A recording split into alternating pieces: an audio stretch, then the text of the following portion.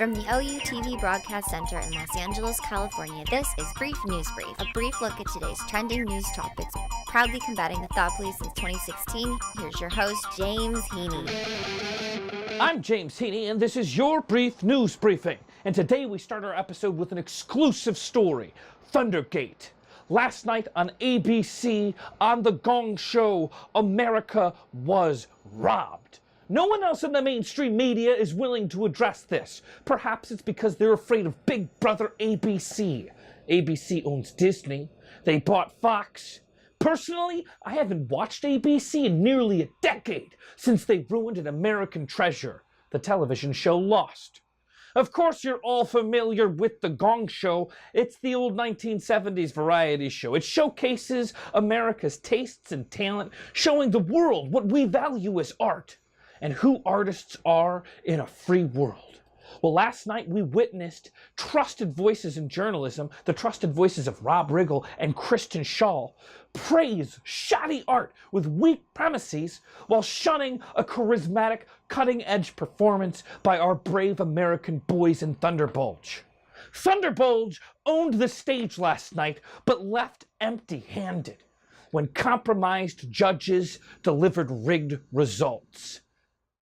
They were given laughable scores. Earlier in the show, they gave a 10, 10, 9 to a performance of two people doing high school level acrobats. I live 2 blocks from Venice Beach, 7 days a week, 10 hours a day. There's a repeating act of gymnasts that effortlessly perform much more challenging moves. I complain about them, saying that I've seen their moves so many times, so countlessly many times, that they should be doing riskier moves, edgier moves, while these men on television last night did a bland job at best. 10, Rob Riggle. 10, Kristen Schaal. 9, Ken Jeong. Next up, a lady was balancing dozens of lit candles on her while she contorted her body much in the same fashion that I stretch when I'm waking up in the morning. All right? It was given a near perfect score also. I prove that I could do it better in my first attempt than this woman did on television, but the executive producers of this show said that we don't have insurance to cover any issues that could arise. But I could do it. Let me show you for just a moment what it would be like without any candles. Okay, it's like this. See, nailed it. If there was candles on, I'd have won the Gong Show pretty much last night. Moments before Thunderbulge came to the stage, there was a ringer act.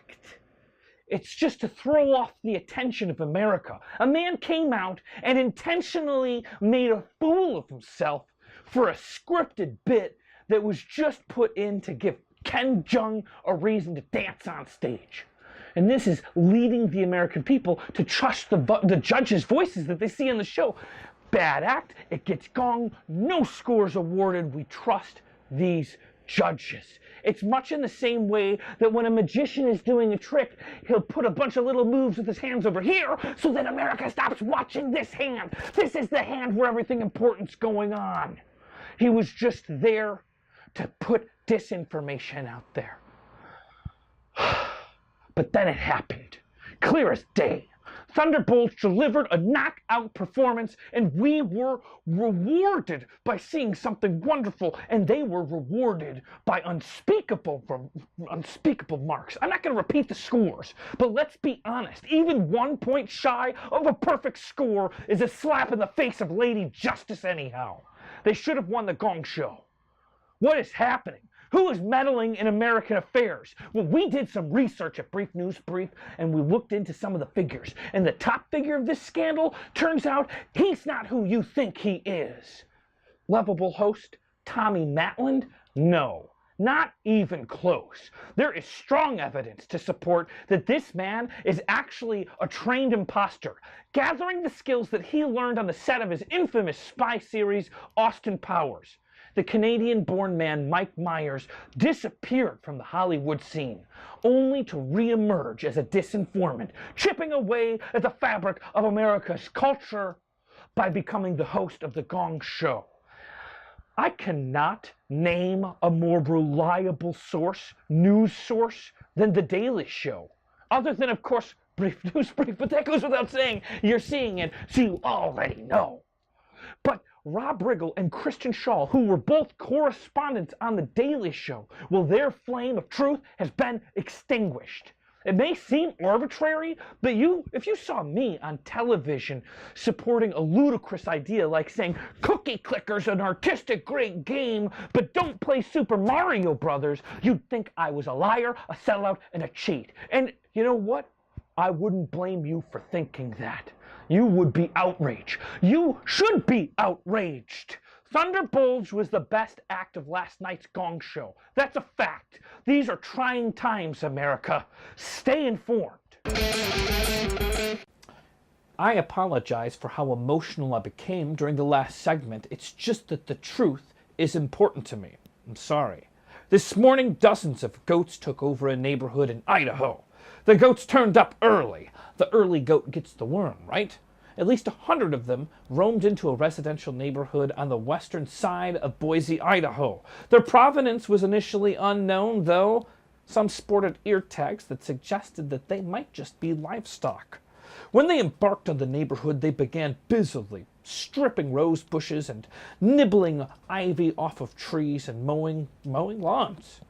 They moved from yard to yard, making themselves at home. Neighbors began to notice the goat scene, and most were amused, but not all were amused. The goats were very friendly, but the authorities and animal control eventually had to show up and had to stop this madness. It emerged that these were in fact professional goats owned by an operation called We Rent Goats. The company, according to its website, does just what it claims. It rents out goats to remove noxious weeds from fields, acreage, passages, open spaces, ditches, ravines, embankments, you name it. It can clear any of those places, right? These goats, the goat crew that was working overnight, apparently the goat crew was working nearby in a drainage area when at one point in time, before sunrise, they broke through a fence and began adventuring towards the residential neighborhood. The goats were all removed without issue and everybody went back to their normal, no-goat filled lives. Kristen Davis, the woman famously known as the Manhattan Madame, met with special counsel Robert Mueller's team for a voluntary interview on Wednesday. Investigators appear to be interested in her ties to the longtime Donald Trump advisor Roger Stone, whom she's known for a decade. Investigators expressed interest in having Davis testify before a grand jury. Davis once ran a high-end prostitution ring and went to jail as part of the scandal that surrounded the then Democratic New York governor, Eliot Spitzer. Roger Stone then acted as Davis's strategist for a 2010 campaign when she ran for New York governor on a platform that included legalization of marijuana and legalization of prostitution. Now, it's not clear what the focus of Davis's voluntary interview was or how she might fit into the broader Mueller investigation about Russia's interference in the 2016 election and potential collusion between Trump, associates, and Russians. Mueller's team has been looking into the possible contact between Stone and WikiLeaks founder Julian Assange. For instance, during the 2016 election campaign, Trump, of course, had mentioned WikiLeaks more than 100 times in the weeks leading up to the great 2016 election that we can't seem to stop talking about. The ancient mystery of who built Stonehenge has finally been solved in a breakthrough new study that used groundbreaking new techniques to analyze the 25 cremated remains that were buried at the prehistoric monument in Wiltshire. It's revealed that most of the people buried there didn't live anywhere near there.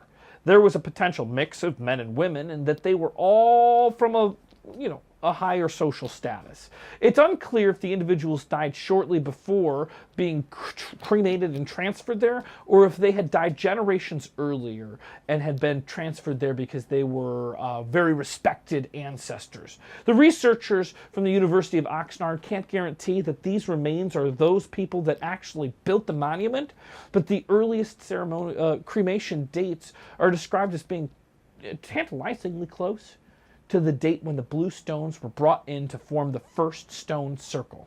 The key breakthrough was that high temperatures of cremation can cause crystallization of the skulls. storing the chemical signal that gives us its origin. The earliest bones have been dated to about 3000 BC, and then they have a spanning range of about 500 years. John Poinsett, a lead author of the study, said, "The range of these dates raises the possibility that for centuries, people could have been brought to Stonehenge for burial with the stones. The research gives us new insight into the communities who built Stonehenge. The research suggests that people from the Preseli Mountains not only supplied the bluestones used to build the stone circle, but moved with the stones and were buried there too. The original tombstone of some of the most unusual early civilizations that we now know just a tiny little bit more about."